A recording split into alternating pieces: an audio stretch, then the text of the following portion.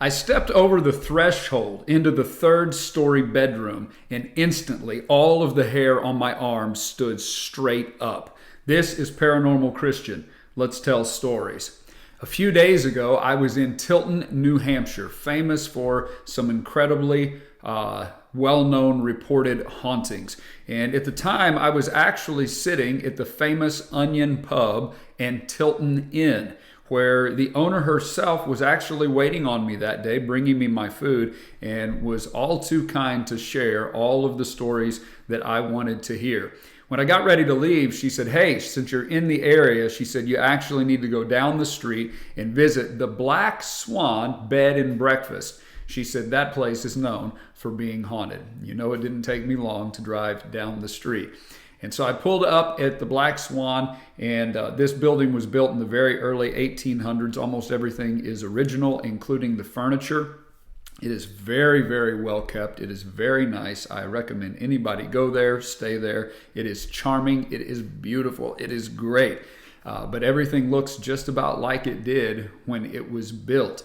And I had the pleasure of meeting not only the owner, but a wonderful lady that worked there inside who shared with me some of the experiences that people had had. I asked if I could take a look around the building. I have some footage for you that we're rolling in right here. I made my way through the first floor, and although some of it was a little creepy, a little eerie, and brought up a lot of feelings of the past, you kind of wonder what life was like at that time, I never really got scared.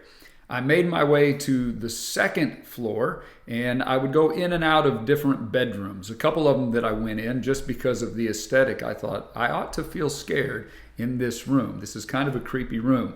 But still, I felt nothing. I made my way into a bedroom at the front of the house, and when I walked in, instantly, for whatever reason, it was not the scariest looking room. It was not a super creepy looking room, but it felt like static electricity was charging the air, but only inside of this room.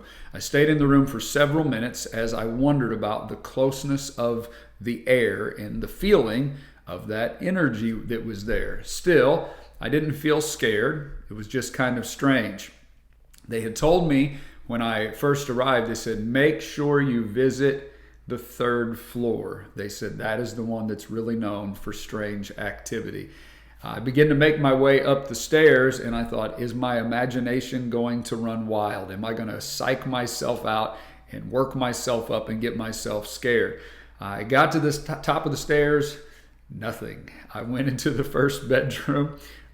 Nothing. I went into the second bedroom, nothing. I'm making my way in and out of the rooms. One area was a laundry area in the back, very dark, with a metal spiral staircase connecting all of the levels. Really, really creepy area. Still didn't have much of an effect on me.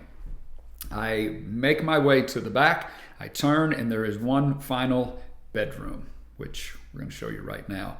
And as I stepped over the threshold through the doorway, instantly, all of the hair on my arm stood straight up. The hair on the back of my neck stood up. The air and the atmosphere in that room is really inexplainable. You absolutely felt like you were not in the room alone. I looked under beds. I opened little closets. I checked, looked all over the place, just seeing if I could find some clue. I thought, is this an electromagnetic field? Although it would have been strange to simply be in that room and not across the threshold. I walked out of the room. The moment I stepped out of the room, I watched the hair on my arm lay back down. I thought, this is crazy. I stepped back over the threshold, stepped back, all the hair went right back up. I don't know why this happened. I can't explain it.